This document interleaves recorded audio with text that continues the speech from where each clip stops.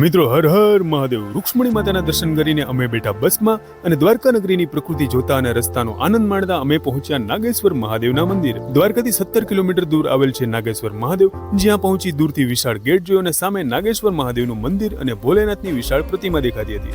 મિત્રો, નાગેશ્વર મહાદેવનું મંદિર દેશની 12 જ્યોતિર્લિંગમાં 10મું સ્થાન ધરાવે છે. જ્યારે શિવ પુરાણ પ્રમાણે દ્વારકાનો આ વિસ્તાર પહેલા દારૂકા વન નામે જંગલ હતું, જેમાં દારૂકા રાક્ષસી અને દારૂક રાક્ષસ રહેતો હતો.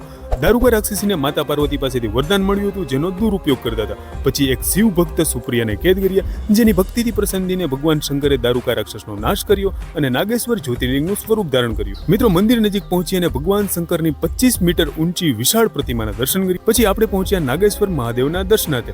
જે મંદિર ગુજરાતી સ્થાપત્ય શૈલીમાં બનાવવામાં આવ્યું હતું અને શિવલિંગ સમુદ્ર સપાટીથી નીચે છે, જ્યારે મુખ્ય શિખર 80 ફૂટ ઊંચો છે અને જટિલ કોતરણી કરવામાં આવી છે.